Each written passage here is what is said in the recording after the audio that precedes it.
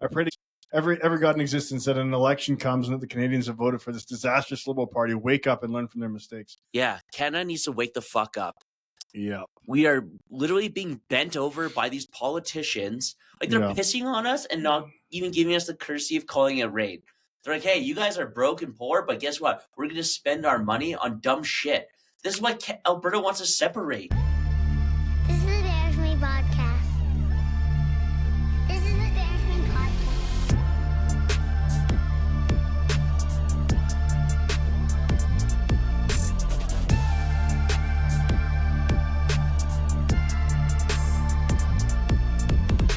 Thanks for listening to the Bears Me podcast. Welcome back. Welcome back. How's it been? It's been good. How about you? Good. I'm finally starting to feel better. I was so fucking sick for the last week. The kids were sick. I got sick first, then the girls got sick, and then I got sick again. But now we're back at it. So Nice. yeah, in the new stew. That's what the cool kids say. The stew. Yeah, We're in the stew. Yeah. Hell yeah. So new digs, new background. Yeah. Hopefully we'll have the logo up there soon enough. Yep. And then so sorry we're away for a little bit, but life happens, and this is what you got to do. We had to do a little restructuring, but we've got some hot topics today. Today we're going to be talking about the Cowichan tribe in BC doing a nice land grab and how the Supreme Court struck down mandatory minimum sentences for child corn. Yeah. Which is insane. Those guys that we just so love here in Canada. Yeah. We love to protect. Yeah. Actually. We got some news going down in Hollywood as well, which will be I can't wait to talk about that. There's some crazy things that we're going to talk about today. Yeah. Game lovers are going to love this news, especially on who's going to be writing and directing it, but we'll talk about that later. Other than that, how's your time been off? It's been good. It's been good. Just prepping and getting ready for the new studio and our big interview next week. So yeah, it's been busy, but it's been really good. Do you want to say who's coming on next week? Yeah, we've got a leader of a federal political party coming on next week. Maxime Bernier, the leader of the People's Party of Canada is coming on. So we got some things we want to talk to him about, and hopefully we can get some answers and maybe see his point of view. Yep. But other than that, yeah, I really like his platform. The problem is that he doesn't have enough ridings yet. So yeah, we'll definitely talk about that in the interview. But who knows? There could be a snap election in around Christmas time. I've seen that if they don't pass this budget. So yeah. Well, did you see the thing that I don't know if it was the finance minister of Canada brought up that said the quality of life in Canada is going to go down in the next coming months, greatly. Yeah, I'm not surprised. I didn't see that though. He said the cost of living, he's like, it's going to be quite dramatic. And I was like, oh, sick. So the money we don't have already, now we're going to have less of it. Well, think about it too. Even with down in the States right now, they have the U.S. government shutdown. And all the 40 million people who are on SNAP benefits. Yeah. It's like food stamps and whatnot. Well, I heard they were about to freak out. I heard they were getting rid of that altogether. I think they're getting rid of it for illegal immigrants. That's what the problem is. They're trying to get rid of illegals being on the healthcare and SNAP benefits, and also what they're trying to do. So the Democratic Party is putting in stuff into the bill. Yeah. Where they're funding gender reassignment surgeries in Zimbabwe and this other stuff that liberals do here as well. Yeah. They're trying to push that, and Trump said, no, we're not doing any of that. Right. And so they're at a standstill. Mm-hmm. Well, I mean, I saw a funny little, somebody made a comment. He goes, so if the government shut down, does that mean I still have to pay taxes? And the government has been shut down for what, over 3 weeks now? October 1st. So October 1st, it's been shut down. It's been a month. And everything's still running smoothly, which might tell you, hey, maybe you don't need the government as much as you thought you did. Well, it's the people who run the country. Yeah. Not the government. So it's just, I don't know. It's funny. A lot of these people aren't making money, but all the senators and everyone in Congress still gets paid. Yep. Mm-hmm. So they're not even doing their job, but they still get paid for it. Yep. Which is very similar to our Congress people here. I think it's what we have, MPs. MPs, yeah. Yeah, it's a theatrical, Yep. to say the least. Also, in Alberta here, kids went back to school. The teachers were forced back. Yep. Thank God. Forced back is kind of a stretch of the word, but they were told, hey, go back to work or you're screwed. Well, they'd be fined. I think they would be fined $5,000 a day or something like that, and then the teachers' union or association would be fined $500,000 or something crazy. Well, even like I was working this past week, and the kids were in school, but they all left school to go protest downtown. Who? The kids. Why? They did a walkout. Why? I don't know. It's all activism now. That's what it is. They're teaching these kids to be activists. Well, that's the thing. It's like kids don't give a shit. They just don't want to be in school. Yeah, exactly. Like, yeah, of course we'll walk out. We'll go downtown. They know that, though. Yeah. But it's insane that the teachers still can't strike a deal with the government here. And after finding out how much they're making per year, I was just like, get those guys back teaching. And you know what? And a lot of the things they talked about made sense. Like, yeah, we need smaller classroom sizes. If that's the case, stop voting Liberal. Yeah.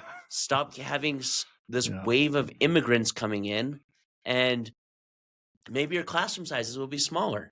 Mm-hmm. But they don't. They keep on voting the same stupid way. Mm-hmm. And this is what happens. You have an influx of people who don't speak English barely. Your classrooms are overfilled. The teachers are like frustrated.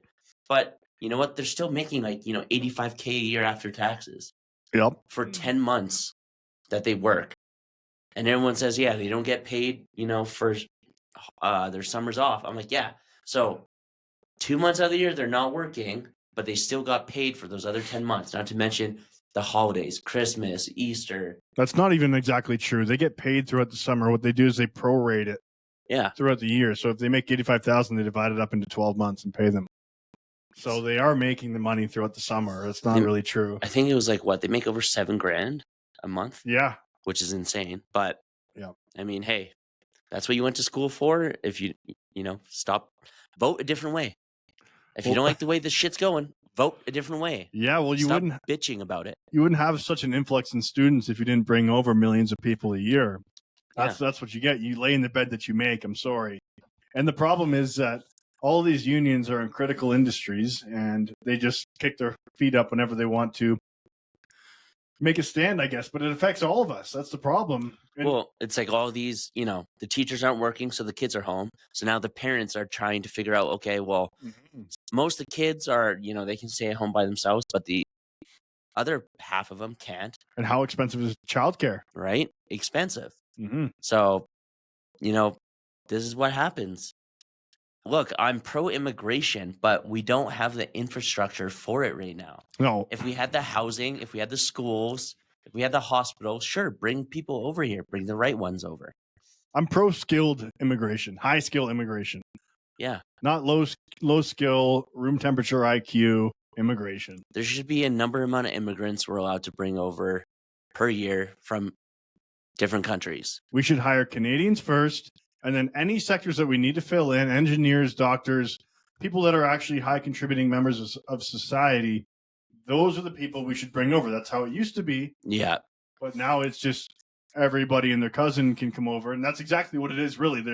A lot of the immigration comes from people who come in, and then they bring their uncles, their cousins, their grandma, their grandpa, and then they all stay in the same house. Yeah. You know what I mean? So they're bringing over, it's not one person's bringing over 10. That doesn't really make any sense. No. And it's just like they don't want to do like work. No. And then you bring over the students who come here to study. And then once their student visa's up, they finish their courses, if they even go to school, then they demand the right to citizenship. That's wild. Yeah. Let's just stop bringing people over until we're set. Yeah. But stop giving, like, did you hear Carney sent pledged $4.7 billion to Ukraine to help build Ukraine? Fuck Ukraine. That's because Brookfield's building it. That's what I mean. And doesn't he have a huge stake in that company? He was CEO of the company. He stepped down when he became prime minister. Is that not conflict of interest? Oh, the company you work for somehow got the contract to rebuild this country? No offense. Look, I have nothing against Ukrainians, but fuck Ukraine. that money, we just talked about a minute ago. We're about to hit, the quality of our life is about to go down. So we're sending $4.7 billion to these fuckers? Well, you know what Carney said also? What? Canadians have to sacrifice. That's what he said about the budget that's going through right now. They're trying to push through. That was supposed to be sacrificing. this budget that was supposed to be finalized by July, and we're now November 1st. Yep. Happy Halloween, by the way. Happy Halloween. November 4th is when they're supposed to have it rolled out. What are the chances? What's the over-under that they have it set? Well, it's not going to come out. No. Well, they also have to be passed by other people because they're a minority government. So the Conservative Party has to okay it as well. Yeah, well, let's see how well that goes, because I guarantee you it's not going to go well. It's not going to go well, and it's going to trigger an election. The problem is if they stuff the ballot boxes again, then they're going to get a majority. It's like, then it's over. It's all over. Anybody who thinks otherwise has just lost it by now. Like, the stuff they're doing is just, it's so crazy that anyone could agree with it. Yeah. I'm dumbfounded on how dumb Canada has got. Yeah. Yeah, it's a disgrace. It's so, I don't know. It's just, they're working against the interests of the people. And that's what bothers me the most. That's all politicians. It's just like they want to line their pockets and, fuck over everyone else. Excuse my French, but. Yeah, it's time for it to stop, though. You know what I mean? Like, this government has to go. Yeah. I think we need to reform the whole government. Well, at this point, it's a rotted, decaying system, and it needs to go. Yeah. Parliamentary system's a joke because you can have minority government be propped up by other coalition forces. It's like, no, either you win or you lose. There's no, you help me, I help you to screw over the country. It's like, okay, we need a clear populist vote. Yeah. Well, Alberta still wants to separate. A week ago, they had that huge rally in Edmonton. Yeah. They said something like 25,000 people showed up. Mm-hmm. Didn't get a lot of news coverage. Of course not. So, of course not. And yeah, I mean, I think everyone knows where we stand on that issue. Like, I'd love for us to separate. Are you kidding? Do you know what the average income if Alberta separates? It's like the high 80s. Well, they already said they only have a 5% government tax. Yeah. Compared to like the 50% we're paying now. Imagine how much money you'd have in your pocket. Yeah. How much food? We wouldn't be stressed out. No, I'm on the fence. Because the problem is it's a big if you can get rid of the government that we have and change the whole system from the ground up, then I'd be pro stay with Canada. But that's the odds of that are so low, less than 1% that's ever going to happen because people, they don't want that kind of change. No. So then I'm jumping on the side of, okay, let's separate. Let's get away from this tyranny. Yeah. And then we can restart. Well, maybe if Alberta separates, all the other provinces will be like, oh, look how good they're doing. Well, the problem is you'd have to build big borders.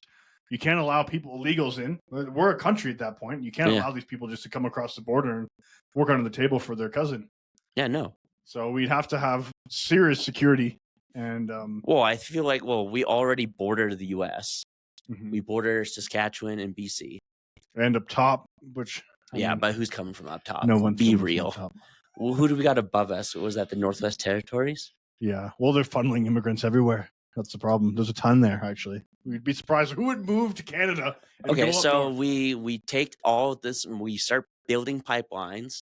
We build refineries here. We stacked money for our province, and we have a really secure border.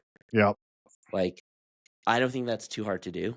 I don't think so, especially when we have the mountains to the west. Right. There's only a few roads in. And people always say, oh, well, then you're landlocked. Well, are we not already landlocked?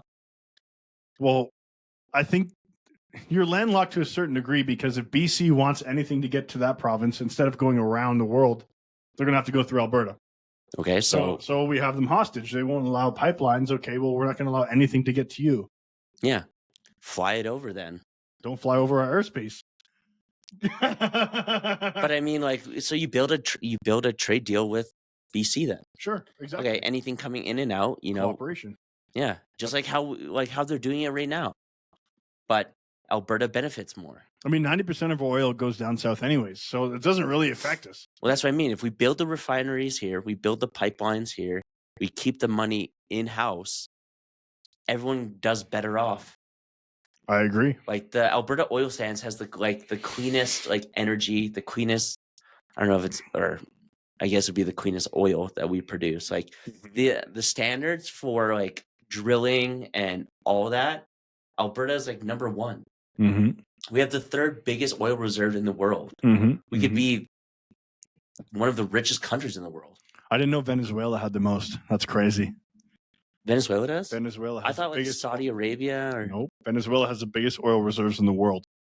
Well, that's interesting because the U.S. is talking about like bombing and targeting Venezuela right now. Why go to the Middle East when you can go down south? Well, that's what I mean. But like China has a pretty big stake in Venezuela. So maybe, I mean, what goods come out of Venezuela? Do we know? Well, they're a massive oil producer, and they sell. I don't know. They probably have some fruits. They're in a tropical area. They probably have things like that. But do they have any like raw earth minerals, like I'm sure they do. Yeah, like copper and all that? I don't know. We could find out. Yeah, let's look that up. I'm curious to know like what's Venezuela's biggest exports. Because you go to the grocery store and you see stuff from like Mexico, China, but it doesn't say. What does that say? Oil. Oil is their biggest export revenue. They also have iron ore, bauxite, natural gas, manufactured goods like steel, aluminum, and cement, along with agricultural products and fish. 90% of export revenues is petroleum. Yeah. Natural gas. Coal. Okay, so man, maybe that's tropical fruits, pineapple, guava, mangoes. I don't know, can't remember how often I buy guava from the store, but yeah. Nonetheless, how big is Venezuela? It's pretty big. It's a pretty solid country. Is it? Yeah. Size of Venezuela. 916,000 square miles. Or square kilometers. Okay. Where is it? Wouldn't be. Okay, it's not that big, actually. Yeah, it's quite small. Yeah, it's not that big. Well, shit. Mm-hmm. I mean, so it's maybe pretty close to the States, though. Well, yeah. Well, that's why I think they've been bombing all those boats. They have. I love watching those videos of. It's like Trump and them have been airing the videos. They show the footage, like the drone footage of these boats being bombed. Mm-hmm. And it's kind of entertaining to watch. Oh, yeah. I said the White House should almost do like a pay-per-view event, but free. It's like, like Trump could be giving a speech and he's like, 1 second. Okay, we're about to go live now. Oh, my God. And it's just a live stream of them blowing up these drug boats. Now, I know a lot of people are saying like, there's no evidence that, these are drug boats, but I think the size of the boats and like you can see from some of the images, like what's on them. I think it's pretty clear what they're transporting. Yeah. So I don't know. There's a lot of speculation. Well, I heard like because Venezuela is apparently very tight with China, and China is the biggest export of fentanyl. Mm-hmm. So maybe they're bringing it into Venezuela and getting Venezuelans to bring it into the States. I've heard a lot of different things involving that. So I know China is bringing a lot to Mexico, giving a lot to the cartels. Oh, that's what I mean. Yeah. So a lot of it's coming from Mexico. A lot of cocaine comes from Venezuela. But also one perspective that I heard was that why wouldn't the U.S. create a hegemony in the Western Hemisphere? So instead of bothering with the East, we've got everything that we need here, really, as far as oil and all that stuff. So why would they dominate the whole Western Hemisphere? They don't have to go overseas. They can just go down south. Because if they control the whole Western side of the world, yeah, it's dominant. You don't really need anything. And also you keep out enemies like China from building bases down there and Russia from building bases down there. Think about Cuba back in the Cold War. Yeah. Russia had missiles on Cuba. So if you control the whole Western Hemisphere, then you don't have to worry about that. Maybe that's their It's probably the end game. Like, why not? I mean, empires have to expand in order to not fall. Yeah. So I think that's what they're doing. Because if they can control the resources down there, I mean, they already have a democratically elected person ready to go. Like, democratic person ready to go. So I think it'll be pretty interesting to see what happens there. U.S. expands its country to Venezuela. Yeah. That'd be interesting.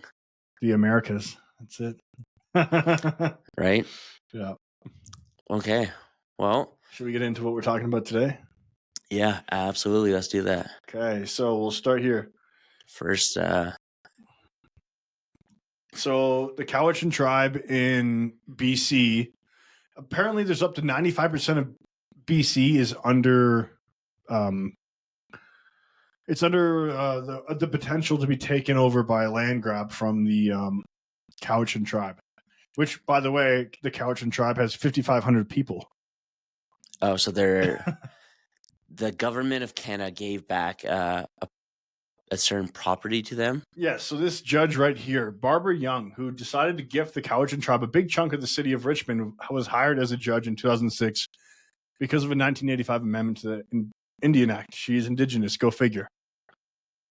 So the city of Richmond sent this out to owners. People can't get remortgages. They can't do anything with the land. They can't sell the land unless they have agreement from all parties, which would be the... Well, that kind of falls into the clip that I sent you about the guy who owned the blueberry farm, that his mortgage can't be renewed. Jeez. So I wonder if that... I wasn't sure if it was in Richmond, but I'm pretty sure that's where it was. Okay. I'm not sure which one it is. Third one, I think. Okay, let's see here. Oh, not that one. It would be, or maybe it was the first one. Oh, yeah. So you read that. Okay, so let's see here. 1 second. Because, yeah, I saw this and I thought that was similar to what you were saying, but this might be a completely different one. Oh, no, it says Richmond. BC government gave Canadian man's house away to Native tribe without permission. So, I mean, you could say screw BC because they vote NDP and Liberal. We could say that all day. But this sets a precedent to the rest of the land in Canada. Yeah. You know, we've been giving these people billions of dollars for years. Now we're getting a land grab here. If you look at the bird's eye view, what the government is doing is it's fueling hate within the country. You know, first they mass immigrate people over here who are others who don't culturally align with how we live here. They don't force them to assimilate because they've brought in so many people, they go into their own communities. So now, you know, you look at them as others. They don't speak the language. They do weird things in public, like poop on the ground. And then, okay, so now you've got strain between us and them. Okay, now you've got the Indigenous people, which they're using. I mean, you can get angry with them and whatever. You have every right to do that. But if you look at it from a bird's eye view, now they're turning us against the Native people here, the natives. Okay, so they're just dividing us all into subgroups, and then they're going to conquer us afterwards. Because I've read other posts about this that say that what that actually means is that the title doesn't technically go to the Cowichan tribe; it goes to the crown. So, but nobody owns the land. Yeah. So technically, the government still owns the land, right? So they seem like they have a short-term win, but at the end of the day, the long-term is they're back to the same position they were in when we first came here. So it's like you still haven't learned what the government's doing. Like, you know what I mean? Like, it's been a couple hundred years and you still haven't learned. No. You're still dumb. Well, it's all stolen, remember? It's all stolen. Yeah. We're all on stolen land. You know what I mean? Like, at the end of the day, what we could just do is say, no, let's unite as people and we'll all work together and we'll all be prosperous. But what they do is they make you feel like a victim for so long, and then they do these things and then turn the other 96% of the population against you. So now you've got 4% of the population, which is the Native people, who are now going to be pushed as the other against the other 96, because that includes everybody who owns land in that area. It's not just white people. It's brown people. It's Chinese people. The Chinese government has a big stake in BC. So what do you think is going to happen to that 4%? I'm not sure, but this guy, his name is Kai. Can you read that? Kai Matau, 51-year-old Richmond resident, risk losing $1.6 million blueberry farm. Wow. Bank refused. Mortgage renewal, vows to fight with legal action claim. So what happens if he just says no? Can they just come in? They'll come and take it. He has no mortgage. So he has no right to the land. He has no land title. Does it say how long he's lived there for? Let's see. Probably not. So at any point they can just decide, well, Yeah, I'm not sure. I don't know. Well, Doesn't say how long he's owned the land, okay. but this is it's crazy. This country is just completely collapsing. So he bought the land, Bought the land. built this farm, and Yep. then now they're telling him, no, it's no longer yours. Yep. Well, that seems fair. Yep. Well, and then people say, "Oh, well, you guys stole the land in the first place." Well, maybe you shouldn't have sold it for fucking beads and feathers then. Shut up. It's a pretty dumb take, though, because we've built infrastructure. We built the country up. There was nothing here when we got here. There's no nomadic tribes slaughtering each other. And they even believed back then you can't own the land. So that's what I don't get by stolen land. If it's the creator's land, Yeah. then no one can technically own it. Yeah, if no one owns it, neither do you then. Yes, no one has possession of it then, right? How do you just turn upside down a whole country, though? That's what I don't understand. Fight me for it. It's crazy. Well, that just goes to show you where we've been. Yeah. It's pretty wild. Pretty wild to say the least, and there's other things that are going on over in Manitoba. So there's been a lot of talk over the last several years about the residential schools. So this lady here, of course, she's NDP, right? And she's talking about how she wants to reenact a bill. And this bill is to recognize residential school denialism as a form of inciting hate. Okay? She says what happened at the schools was a genocide and calls on the government to take on this bill and to honor the gift that whatever survivors provided. Okay. Today I will Let's listen. be reintroducing my bill to recognize residential school denialism as a form of inciting hate. It's been over a decade since the release of the Truth and Reconciliation Commission in Canada. And since that time, we have seen, since the discovery of unmarked graves, Which wasn't true. Which wasn't true. There's no denialism, evidence of that. No. about what occurred in the residential schools. This is horrific, particularly because all members of Parliament unanimously supported my motion in 2022 to recognize what happened in residential schools as an act of genocide, the first genocide that was recognized within Canadian borders. At a time where we are looking at, once again, building a nation on the backs of Indigenous peoples around our lands, territories, and resources in the name of national interest, in violation of constitutionally enshrined Indigenous rights. If this government is serious about reconciling with Indigenous people, it must ensure the protection of survivors. It was the stories of survivors and our families that put us on a path towards reconciliation. I don't think that taking land and imposing bills like this is going to reconcile anything. If anything, you're going to piss everyone else off. You're going to piss everyone else off. And they talk about unity, but what they always do is they take these minority groups and turn them against the majority and vice versa. So the LGBTQ people, the Muslim people, the Indigenous people, it's like they alienate them all, make them all feel like victims, slap a phobia on them. And then it's like, okay, now you can't talk about anybody that doesn't look like you, anybody that doesn't believe in the same things you believe in.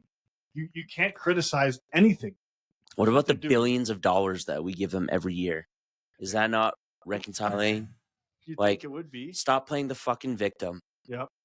There were no graves found in Kamloops. And yes, what happened in residential schools was not good at all. No. The treatment of those kids separated from them, that's terrible. I don't agree with that whatsoever. But them trying to say, oh yeah, they took these kids to schools and they just murder them is not true. Because that's not a genocide. Genocide is to wipe out a certain group of people. And when she says Canada was built built the backs off of Indigenous people. No, they weren't. No. It wasn't natives and building the roadways and all that. Nope. The Chinese came here in the 1850s and died building parts of this country. So I'm just like, I'm tired of hearing about it. Like, what are you guys contributing to Canada? It seems like they're just getting a payment every year, and they just keep on bitching about, oh, okay, we were treated poorly in the past. Yes, you were. But if you just keep on playing the victim for the whole time, you're not going to get anywhere with that. This is not your land anymore. You were conquered. Shut the fuck up about it. Okay? Mm-hmm. We give you billions and billions of dollars every year. If you got there should be a deadline going forward. By this time, if you guys have not figured it out, you're no longer getting this money from the federal government anymore. As much as they want to complain and bitch about it, get rid of the reserves. Let's all just be Canadians and leave it as that. But they constantly want us to remind them, or we need to be reminded that we were bad. It's like reparations. Well, I never did that. Yep. I'm tired of. Okay, so how far back do we go? What about your people's tribe and then what they did to the other tribe? Should you give them money for that? Well, they didn't even have a written language. So how did they have a map? Not just that, but there was when the English settlers or explorers came here, there was child sacrifice. There was cannibalism. You can say whatever you want. I'm tired of people always bitching about white people and what they did, but they basically brought law and order to the world. Did they not? Yep. The curse of the white man. Well, the curse of the white man's also built into pretty much everything that's gone in the world today. Yeah. And also when it comes to this tribe, they were slaveholders. Big slaveholders. So I mean, we're not talking about people who are just chilling there by the river fishing. We're talking about people who are savages. Yeah. All native tribes fought other tribes for their land. Right here. Yeah. Okay. The Cowichan tribes, part of the broader Coast Salish peoples in what is now British Columbia, Canada, practiced slavery as a pre-colonial institution common across Northwest Coast Indigenous societies. The system involved the capture and trade of individuals from other groups, primarily for labor, status, and economic purposes. Slavery was not unique to the Cowichan, but was integral to intertribal relations, warfare, and social hierarchies. It declined gradually in the 19th century due to colonial influences and demographic catastrophes. So colonial influences, that means us coming here and changing the ways of the land. Rather than formal abolition, below is a structured summary based on historical records. Cowichan warriors participated in raids on neighboring groups, Suquamish and Scalam, in the 19th century to capture people alongside goods like canoes and food. Conversely, the Cowichan defended against raids from northern tribes such as the Comox, Haida, and Bella Coola, who sought captives for enslavement. Captives were bought and sold across the region, often from distant groups, facilitating a network that extended from the Salish Sea to Alaska. So they were involved in the slave trade? They were involved in human trafficking, slave trade, all this other stuff. So, I mean, what about those reparations? You know what? How about that? How about we all just call it even? You know what I mean? And we just go back to living in a functioning society. Just like we could just go back throughout the books. We've all been enslaved, all of our people, everyone, everywhere. Okay, that's the way the world was for a long time. Still is, by the way. If you go to the Middle East and Africa, people are still slaves. You know what I mean? Like there's it's like getting second place in the Olympics and then constantly just talking about how the guy who got first place cheated and he just won't shut up about it. Yeah. It's like, dude, you got second place, you lost. I'm sorry. Yeah. Like I don't get it. Why is it only like Western countries that always have to pay reparations or reconciliation? Yeah, I know. It doesn't make any because nobody else will tolerate it. That's why nobody else will tolerate that stuff. It's just like I'm tired of it. I know. It's getting old. Let's just fucking move on. Yep. Okay, so let's go into this. So this guy is talking about how Bible verses are hate speech. Oh my God. And that you can't talk about them. Okay. Ready? Yep, let's play this. Yeah. I'm So also going to enjoy this one. Liberal Minister Mark Miller suggests prosecuting people for preaching Bible verses he finds hateful. Just use the chair's prerogative for 2 seconds to ask a follow-up question to Mr. Ross. As despicable and as unlawful, I believe the statements made by Mr. Shikawi were and would be if they were stated again. We don't know why the prosecution chose not to continue with the charges. And perhaps it is to Mr. Fortin's point. I just want to dig in a bit about the concept of good faith, Mr. Ross. In Leviticus, Deuteronomy, Romans, there's other passages, there is clear hatred towards, for example, homosexuals. I don't understand how the concept of good faith could be invoked if someone were literally invoking a passage from, in this case, the Bible, but there are other religious texts that say the same thing. Yeah, like the Quran. And somehow consider that this is good faith. I mean, clearly there are situations in these texts where these statements are hateful. They should not be used to invoke or be a defense, and there should perhaps be discretion for prosecutors to press charges. I just want to understand what your notion of good faith is in this context, where there are clearly passages in religious texts that are clearly hateful. Wow. So, what about religious freedom? What happened to that? How many Christians do you see going to pride parades and calling out these people in hateful ways? Never see that. So you can preach the Bible, just not certain parts of the Bible, because it's considered hate speech or hateful. Yep. What was his name? Mark Miller. Yeah, you sound like a dickhead. Yeah, he's a bit of a dickhead. Mark Miller. But yet at the same time, this government right here. So look at this. At the same time, Canada's Supreme Court strikes down mandatory minimums for child pornography possession. In a 5-4 ruling on October 31st, 2025, Canada's Supreme Court declared 1-year mandatory prison sentences for possessing or accessing said topic unconstitutional under the Charter's prohibition on cruel and unusual punishment, stemming from Quebec cases involving large collections of explicit material depicting young children. The majority opinion, led by Chief Justice Richard Wagner, stressed the need for judicial discretion in less severe cases. But you can't read Bible verses. So this is you can have whatever you want, no problem. There used to be a 1-year minimum sentence if you got caught with child Stuff. content. Yep. And now they're taking that away. Mm-hmm. Do we know what the minimum's going to be now? No minimum. It's unconstitutional. Oh my God. But yet hate speech is okay. These judges, like, look at the robe he's wearing. You look like a fucking idiot. Probably because he's involved. He probably has content of his own. Look at him. He looks like that kind of guy. If you get caught with child content like that, you should be executed. Yeah. 1-year minimum sentence, that's already a joke. But now they're taking that away? Yep. Oh my gosh. This is just a clown show. You can't read the Bible in public, or you can't, preach the word of God, but you can watch child content and then not have to go to jail for it. What is happening? What is going on? I know. This is just completely inverse reality.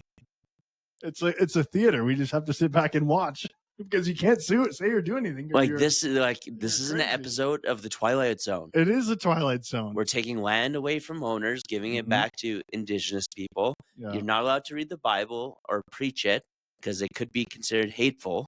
We're also going to let people who distribute and watch child content to not be charged for it anymore. Yep.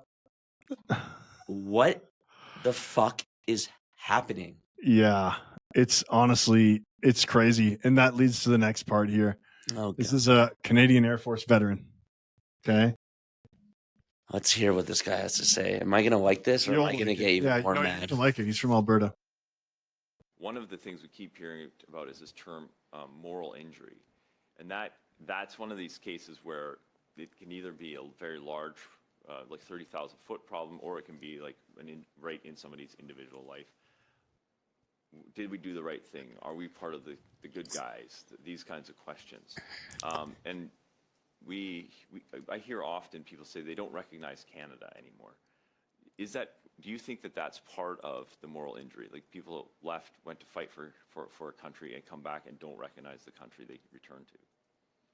Well, since you asked the question, it's not going to be a popular opinion, but I don't believe in Canada anymore.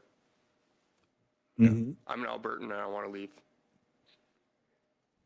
And you would say that you fought for something that... I loved Canada. Yeah. I believed in Canada until a point. Yeah. And again, I know it's not going to be popular with, I don't know, this side of the table, I guess, but the last decade has, no. Yeah. That's not what I fought for. The country I'm watching, and this is my personal opinion, but it is, I've heard this reflected from a lot of my fellow vets that they don't recognize, like, let's take Afghanistan, for example. The Canada we knew and we went to go, we believed what we were fighting. I believed in what we were fighting for in Afghanistan. And we watched it retaken by the Taliban and go right back to the way it was. And then I come back here and, our government's ashamed to even put up a war memorial for Afghan vets. They try to tuck it away and hide it behind NDHQ, not invite anybody to go to it. And then that's an absolute disgrace. And we continue, and it's not just vets, it's a lot of other things, but yeah, that's where I'm at. Thank you very much. I think he feels how a lot of people feel these days. Yeah. Canada is not what it used to be. The last 10 years has completely destroyed our country. They flipped it upside down. We've talked about this many times where rights become wrong and wrongs become right. And it's amazing to me that people still are following along with this government. I think ever since the pandemic, that the world just seems to be Gone to shit. gone, just completely gone. And I don't even know, can you even fix it at this point? You have to do a complete overhaul. Like back to what I said earlier. Like, are we going to let things get to a point where it gets so bad it just crashes and burns? And then we just rebuild from, the ashes, as people love to say? It's almost what you have to do at this point. I don't know where you go. Like, I hope we're not at that point, but it's like, these are people who fought for our country who just, I don't recognize this place I fought for. No. And it's not just immigration. It's not just now our freedom of speech is being, tarnished. It's just insane to me. I don't understand it anymore. And, I got young kids. Mm-hmm. And it's just like, I want to leave Canada. And everyone always says that if you don't like it, leave. I'm trying. Yeah. I want to. If I could afford just to get up and go, I would go. Yeah, it's really grim, and I don't understand where these people think you can go. Where are you going to go where you actually have freedom? The U.S. is the only place that has actual freedom these days, and even then, they're trying to take that down over there too. Yeah, well, I don't know, man. If Alberta could just leave and join Texas, boom. Or even just join Montana And Texas and Alberta. You know what I mean? Just take the pieces of land and build our own little thing, our own little Australia. Texas is far away, though. That's what I mean. That would be the place I would want to go. Oh, yeah. That'd be so nice. Pro-gun, pro-freedom. Pro-religion, pro-Christ. But this is... I don't even know what to say anymore. I feel like we always talk about it somehow, like we're on a pattern of always talking about how shitty Canada is. But it's just like, what else? I can't really talk about how good Canada is anymore. Like, I'm embarrassed to say, like, when people ask me, like, oh, where are you from? I say Alberta. Mm-hmm. I don't say I'm Canadian. Yeah. Well, they've destroyed national pride and national identity with this multiculturalism. And being against multiculturalism doesn't mean you're racist. It means it has nothing to do with skin color. It has everything to do with how our society functions, because societies and countries are made up of people. And if you don't have the same values in life, you're not going to be cohesive at all. Mm-hmm. So, yeah, that's just the state of where we're at right now. Yeah, it's a shame. Our country's just it's gone. Yeah, it's a fallen state. At the end of the day, unity is the only thing that will save this country, but they have us divided on so many different fronts that unity would be hard to achieve. Well, everyone's going to have to make a decision soon. Pick a fucking team. Like, choose a side. 100%. That's what it's coming down to. And if you're not with me, you're against me. And yeah, those are fighting words. So yeah, I will fight you for it if you want. I honestly think, separation or East and West Canada. Yeah. Split it up. Conservatives go to one side, liberals go to the other side, and then, sorry, but that's it. I mean, your land's getting taken in BC anyway, so you might as well just go to the East. Yeah. And it's unfortunate, but if it comes down to that, I mean, that's the only way of survival. You guys go live the way you want to live. We'll live the way we want to live. Yeah. And everyone's... That's the way it should be. You can do whatever you want to do. Yeah. Stop trying to tell me how to live my life. Yeah. But... yeah, we need to defund all of the political arms of the Liberal government, i.e. CBC, Radio Canada. Maxime Bernier talks a lot about that, and he's completely right. Yeah, I can't wait to talk to him. Yeah. You know what, guys, if you have any ways you think that we can help save this country, please comment below. Let us know what you think. Yeah. Because we want to hear from the people. That's basically what we're doing here. We want to hear from the people. We want to talk about the issues that are plaguing our country. And we want to know how we can help. What can we do here? And if you want to come on the episode and talk about it, if you're comfortable with that, I know a lot of people have jobs. Like I don't want to be associated. Totally understand. We say a lot of crazy shit on here. But I would love to have someone who's opposite of me, like liberal. Yeah. I want to hear your, I don't want to get into a debate or an argument, but I want to, hear your points and see if we can make common ground on it. Probably won't, but nonetheless, I want to hear what you have to say. And if you do come on here, you got to be able to back up what you say. And you can't be, well, if I don't believe in this, then you're a racist. Or if you don't believe in this, you're that. Like, come up here, have a strong argument, be willing to, show facts or at least back up what you're saying. We can pull it all up right then and there, too. Just don't say, well, no, it's just because I feel this way. Well, yeah. Facts don't care about your feelings. No.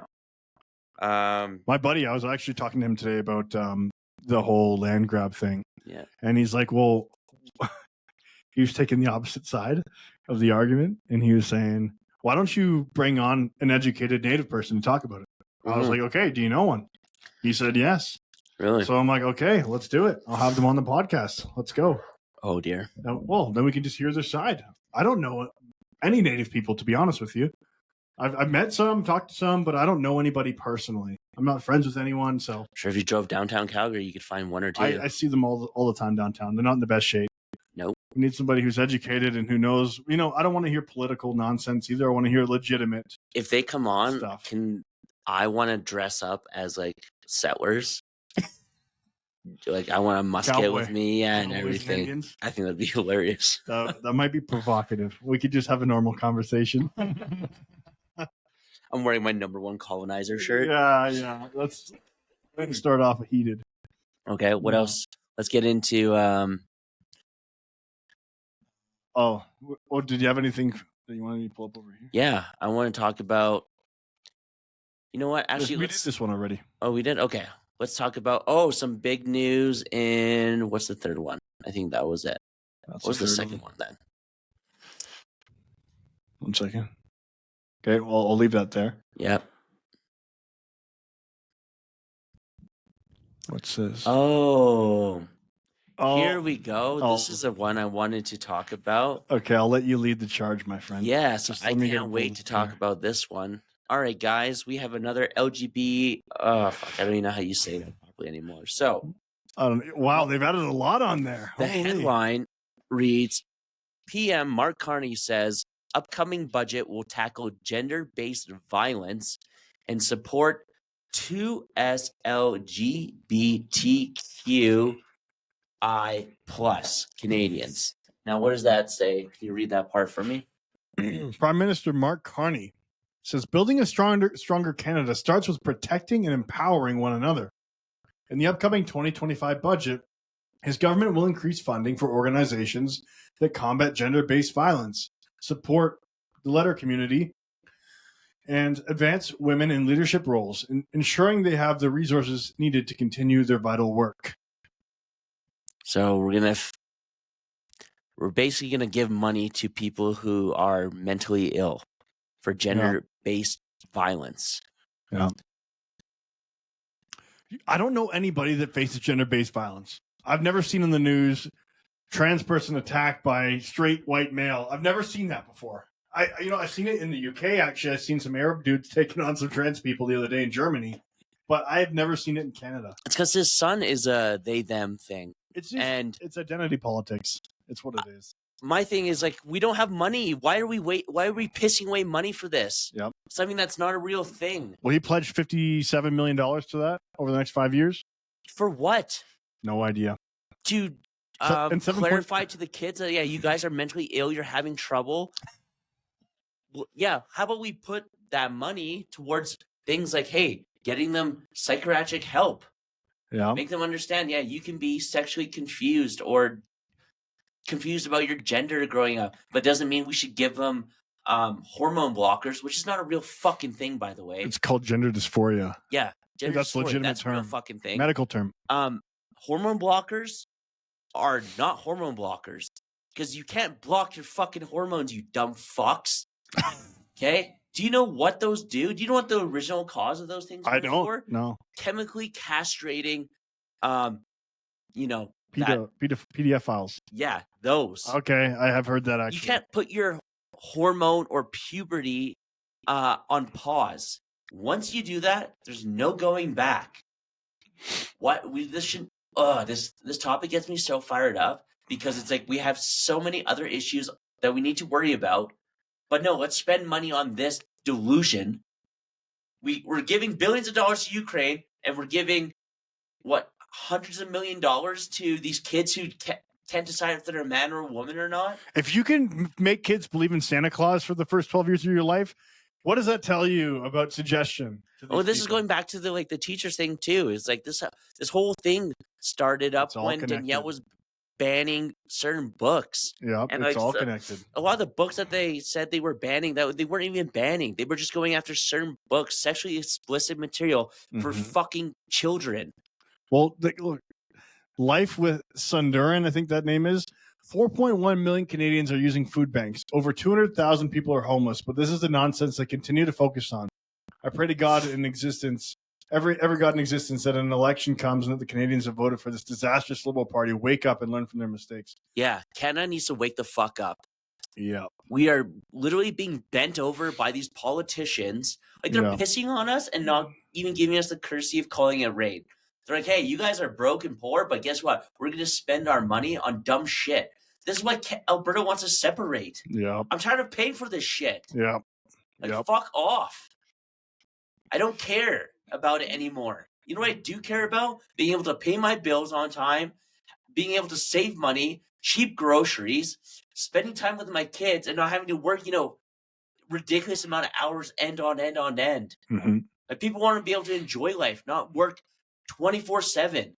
But no, the money that we do pay, and listen, I'm okay with paying taxes if I know it's going to benefit me and, my countrymen. But spending money on this, in the sense of the word, is you're fucking retarded. I'm sorry. This is stupid. Mm-hmm. I agree. God, I'm so tired of dumbass politicians. Yeah. A lot of people are suffering. You hit the nail on the head. And it's like they talk about the retirement in the golden years. You spend the first 65, 67 years of your life working every day, day in and day out. And then you finally get to retire. And now you have home equity tax and you're decrepit and you can't go enjoy your life. The world's a beautiful place full of tons of things to discover. And you spend your good years slaving away just for them to spend it all on nothing. Yeah. If they were actually putting it to infrastructure and building a great modern society and benefiting the people that gave them the money, then I can understand it. Yeah. I get it. I'd be on board with it. I would be on board. I'm not on board with this. No. And listen, I'm not going to be on board with everything the government does because, I have different beliefs in that. But this kind of shit needs to stop. Yeah. And people need to wake up. Yeah. Like, honestly, do you think this is going to benefit us in the long run? No, it's not. No. It's delusion. No. But that's my rant. Sorry I got heated on that, but I'm just so tired of fucking hearing about it. I know. It boils my blood. But I do want to talk about some good news. All right, we're going to go into the portion of the show where Quentin basically has no knowledge of whatsoever. Basically. But he's getting better. I'm going to start getting you to watch a lot of this stuff. So, one of my favorite writers and like producers, Taylor Sheridan, if you guys don't know, he's made pretty much any show that you can find on Paramount that's good. He made Yellowstone, 1983, 1923, Mayor of Kingstown, Tulsa King. No way. Operation Lioness. He also did Sicario, Wind River, Landman. So he's had this huge deal with Paramount. He's been doing it for a very long time. And well, you know who just acquired it? Who? Skydance Media. They just acquired Paramount in August. Oh. But who owns that? I don't know. David Ellison. Larry Ellison owns Google, CEO of Google. David Ellison. Yeah. Okay, these people are also... They're only selling Paramount for $8 billion. Yeah. Maybe is that why Taylor Sheridan is leaving? Is because Paramount got sold to these guys? I never thought about that. Well, think about when people take over, they want to change how things are run. Let's see, Larry Ellison. Well, a lot of people are talking about this because the Ellisons have a stranglehold on the media with Google and Paramount now. Yeah. And they're also huge supporters of Israel. Oh, this is the Jew thing again. This is the Jew thing again. I think that's what they're doing here. We love Israel here, though, by the way. Yeah, so that could be something to do with it. It could, because when they come in, they change what the message is of the show, right? Well, Taylor Sheridan's pretty, conservative. Exactly. I mean, you watch most of his stuff, but yeah, he apparently he landed a deal, so he's leaving, but he's not leaving till I think his contract ends in 2029, and then he landed a new deal with NBC where he basically is allowed to make movies or TV and movies, because he hasn't been doing a lot of movies lately. So I'm super stoked on that, because everything that Taylor Sheridan does I love it. Mm-hmm. Like, you haven't watched any of his shit, have you? Yeah, I'm pumped for Landman. I can't believe he's leaving. No, so that will still be in his repertoire, I believe. Okay. So, because I still think he has like creative control of like all his shows. Good. I don't know if that's legit or not. But yeah, like new season of Mayor of Kingstown came out. Have you watched that one yet? I haven't. I've watched Landman, Tulsa King, Yellowstone, all that. You need to watch Operation Lioness. You being a gun advocate like me, you will love the shit out of that show. It's so good. And the one thing I love about Taylor Sheridan too is you'll notice a lot of he's in Operation Lioness. Is that him? Yeah. Is he in Yellowstone? Yeah, he's in almost every single show he makes. Nice. He was also, do you know where he started off in? He was a cop on Sons of Anarchy. Wow. In the first couple seasons. And they told him I think because he wanted to get into writing, or he wanted to write more for the show, and they're like, it's not really for you. And then he turns out he makes this, he's super rich. He's so good. But that leads us into our next thing. Click on that. Which? The next one about Taylor. The very last one. So, for all you Call of Duty fans, well, Taylor Sheridan is partnering up with Peter Berg to team on the Call of Duty movie for Paramount. So this might be his last big thing he does. I mean, we're only about to get into 2026. I'm sure he's going to crank out a few more, seasons of the shows that he's working on. But Call of Duty fans, Taylor Sheridan, I don't know if you guys ever watched his stuff, watch Operation Lioness, the weapons techs that they bring on, or what's the other word for it? They bring on vets who know how to handle guns and the proper movements, and I think it's a technical advisor. All Taylor Sheridan's technical advisors are either former Delta or SEALs. He gets like the best of the best. It's basically like Operation Lioness is basically like a commercial for the U.S. military Nice. because they're using like all the best shit. Oh, that's cool. They're doing everything right for it. $1 million question. Yeah. How many seasons are there? There's 2. More coming? There's only 2 seasons of Operation Lioness, and Zoe Zendella, the girl from Avatar, she's in it. He's in it too. He's in season 2. He plays a Delta guy. It's so fucking sweet. It's such a badass show. Okay, cool. I love it. You'll love it. There's That's so many sweet. good fight scenes in it.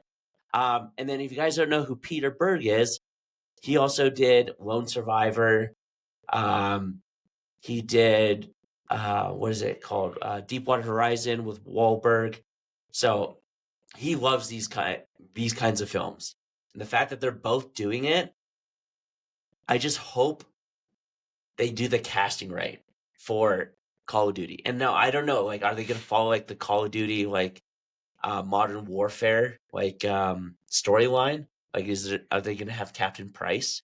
So bring up the guy who plays Captain Price in Call of Duty, like the new one, because the actor who does it was also on a TV show called Six, where he already played a Navy SEAL, but he didn't have an English accent. So that guy there.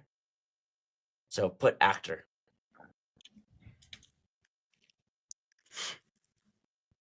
That guy right there.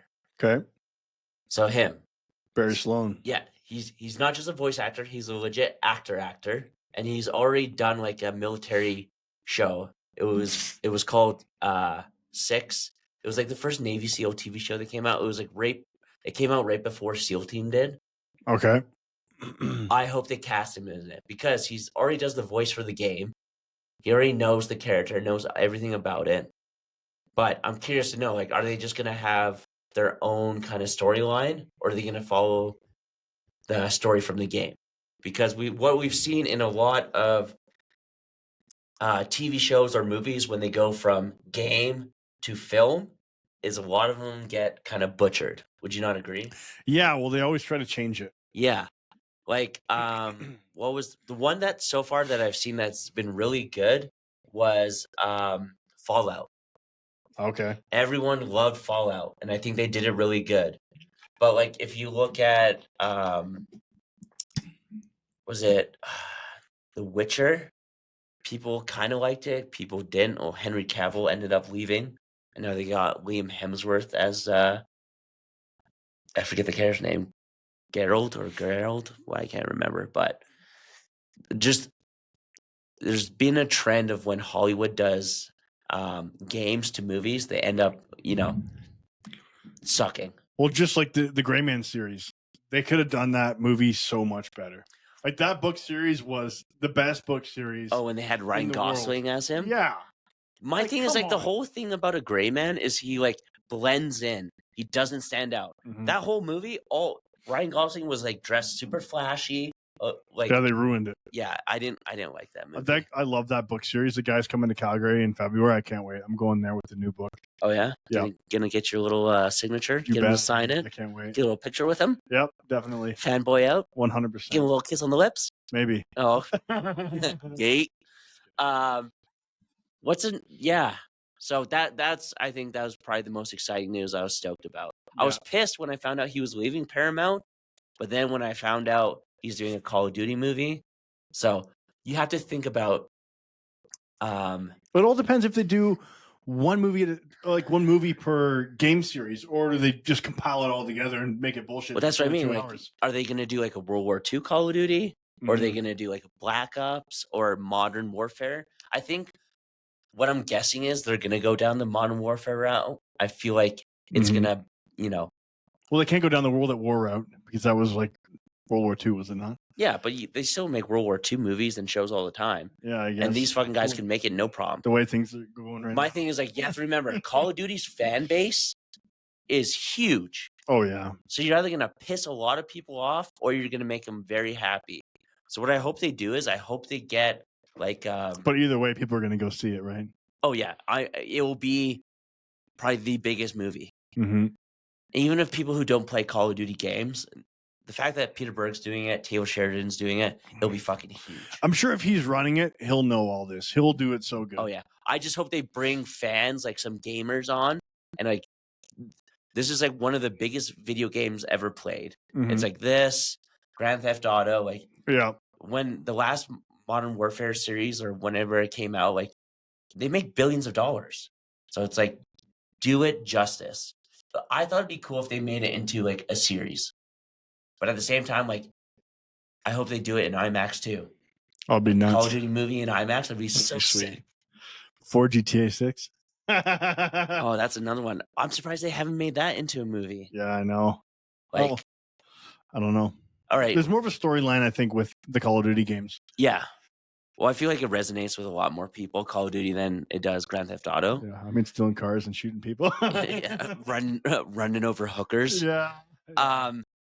If okay, I got a question for you. If there was like what's one of your favorite game? What's a game you'd like to see come to like the big screen? See, I don't know, because the games I play were more like kind of medieval. Okay, like what? Well, actually, you know what? I played a game called Civilization, or not Civilization, Empire Earth, Yeah, where you start out as cavemen, basically, yeah. and then you build all the way up to like nano age, which is like robots fighting each other. So, like, I don't know how you do that. Okay, we're gonna ignore that part because Okay. that doesn't sound like a good movie. Oh, hold on, No, exactly. my wife's calling me. Okay. Probably because we need to wrap this up. Okay, all But- right, let's wrap it up. We'll wrap it up here, guys. Okay, thank you for tuning back in. Sorry we were away, but Yeah. life happens. We got something big coming next week, so Yeah. stay tuned. Please like, share, subscribe. Tell your mom, tell your dad about our podcast. Yeah. And we love you guys and have a good week. See you guys.